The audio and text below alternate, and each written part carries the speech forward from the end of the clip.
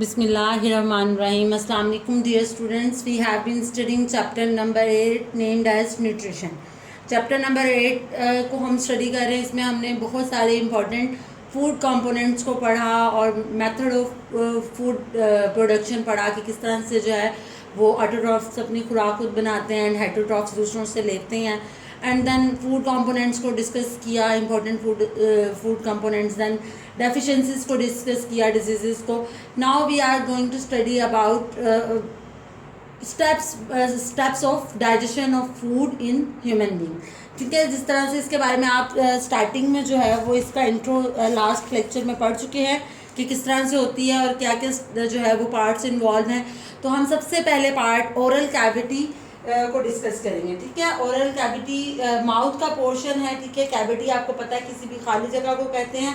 तो ये oral cavity basically पहला पार्ट है आपकी डाइजेस्टिव सिस्टम के पार्ट्स का. ठीक है, तो इसमें ये आ जाएगा सिलेक्शन. ये फूड की सिलेक्शन करता है, फूड को सिलेक्ट करता है कि कौन सी खुराक आपने खानी है और कौन सी नहीं. ये आप स्टेप बाय स्टेप पढ़ेंगे कि किस तरह से. देन ग्राइंडिंग आ जाता है, फूड को ग्राइंड करना, छोटे टुकड़ों में तोड़ना. एंड पार्शियल डाइजेशन यानी कुछ हद तक थोड़ी बहुत जुज़वी जो है ये डाइजेशन यानी हजम भी करता है खुराक को. तो सबसे पहले ओरल कैविटी क्या है? Oral cavity space behind mouth. ये माउथ के पीछे, आपके मुंह के बिल्कुल पीछे जो है वो खाली जगह है. तो ये आपका माउथ का जो पोर्शन है जहाँ पे टंग मौजूद है. ठीक है, ये खाली कैविटी सारी ओरल कैविटी कहलाती है. तो इसके कुछ स्टेप्स हैं, फंक्शंस हैं. ठीक है, जो स्टेप बाय स्टेप ये करती है ओरल कैविटी फूड डाइजेशन के लिए. तो सबसे पहला इसका फंक्शन है फूड सिलेक्शन. ये फूड को सिलेक्ट करती है कि हमने कौन सी खुराक खानी है और कौन सी नहीं. तो taste and felt food by oral cavity. हम कोई चीज़ टेस्ट भी जैसे ही मुंह में डालते हैं तो हमें उसका टेस्ट आ जाता है. कड़वी है, मीठी है, नमकीन है, खट्टी है. ठीक है, एंड फेल्ट फूड ठंडी है, गर्म है, अच्छी है, बुरी है, हर चीज़ हमें पता चल जाती है बाय ओरल कैविटी. ठीक है, इफ ओल्ड फॉर एग्जांपल आप एक मीट खा रहे हैं, मटन खा रहे हैं, ठीक है, छोटा गोश्त खा रहे हैं, आपको फील होता है वो पुराना है. ठीक है, उसमें से स्मेल आ रही है तो फ़ौरन से आप उसको रिजेक्ट कर देंगे. ठीक है, इफ़ ओल्ड, अगर फूड जो है वो ओल्ड हो तो आप उसको रिजेक्ट कर देते हैं, मुंह से निकाल देते हैं. If teeth are turn detect some hard object, जैसे चावल हैं या कोई दाल है या कोई भी ऐसी चीज़ जो है वो आप खा रहे हैं, देन आपको फील होता है कि कुछ कंकर आपके मुंह में आ गया, कुछ ज़र्रा मिट्टी का मुंह में आ गया, तो आप फ़ौरन से उसको मुंह से निकाल देते हैं. ठीक है, तो ये भी इसका काम है कि दांत और ज़ुबान जो ओरल कैविटी में मौजूद होते हैं ये हार्ड ऑब्जेक्ट्स को भी रिजेक्ट कर देते हैं. Then sense of smell and taste helping it. देखिए बड़ी कॉमन सी बात है. फॉर एग्जांपल आपके सामने बिरयानी आ जाती है, देन आप क्या करेंगे, आप प्लेट को पकड़ेंगे एंड अगर तो वो शक्ल से अच्छी लग रही है, ठीक है, तो sense of smell and taste help करेगी. अगर शक्ल से अच्छी लग रही है फ़ौरन से आप उसको स्मेल करेंगे. ठीक है, आप उसको अपने फेस के करीब लेके जाएंगे और उसकी खुशबू अंदर लेके जाएंगे. आपको जैसे ही वो बहुत अच्छी स्मेल फील होगी तो फ़ौरन से आप जो है ना वो उसको टेस्ट करेंगे. ठीक है, तो ये हेल्प आउट करती है सिलेक्शन ऑफ फूड में. दूसरा स्टेप जो आ जाता है that is mastication. The second step is mastication. Mastication क्या है? Food grinding by teeth. दांतों की मदद से फूड को ग्राइंड करना, छोटे टुकड़ों में चेंज करना, च्यूइंग चबाना.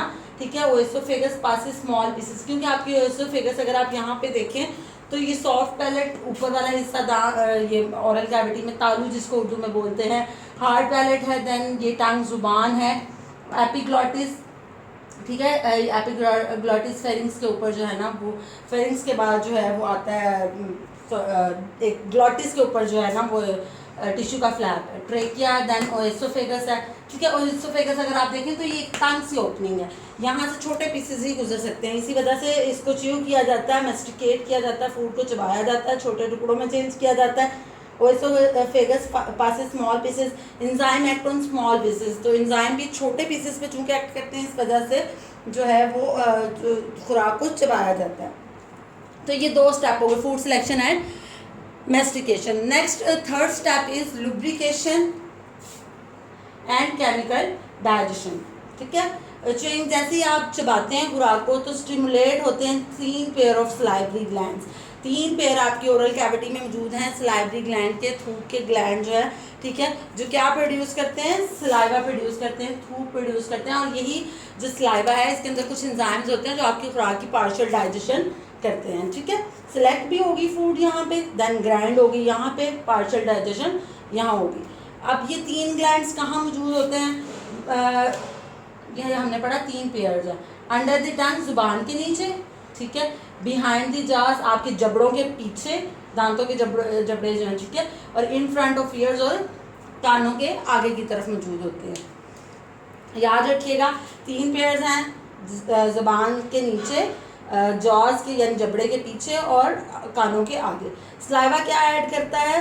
पानी और म्यूकस। यही जाहिर है, यही लुब्रिकेशन है। जैसे आप अपनी किसी भी मशीनरी को जो है वो लुब्रिकेट करते हैं ऑयल के ज़रिए, ग्रीस के ज़रिए, तो हमारी फूड को वाटर और म्यूकस जो कि सलाइवा में मौजूद होता है, हम लुब्रिकेट करते हैं, ठीक है। टू पास फूड इजीली, ताकि फूड जो है वो इजीली रगड़ ना खाए आपकी उसमें, आप फ़ौरन से उसको निगल सकें। उसके बाद एक एंजाइम होता है salivary amylase. Salivary amylase enzyme है, ये सेमी डाइजेशन करता है स्टार्च के, आपकी खुराक में मौजूद स्टार्च को डाइजेस्ट करता है सलाइवरी अमाइलेज, जो थूक में मौजूद होता है। उसके बाद bolus, during this process piece of food rolled by tongue into small slippery spherical mess.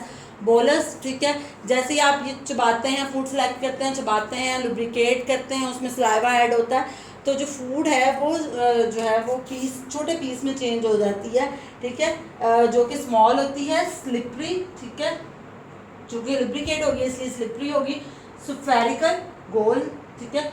और उसको हम क्या कहते हैं? बोलस कहते हैं। और यही बोलस जो है वो पास करता है फ्रॉम फेरिंग्स टू एसोफेगस, यानी आप स्वॉलो कर लेते हैं, निगल लेते हैं फूड को। तो ये वो 3 फंक्शंस हैं जो ओरल कैविटी परफॉर्म करती है for the process of digestion of food in human beings.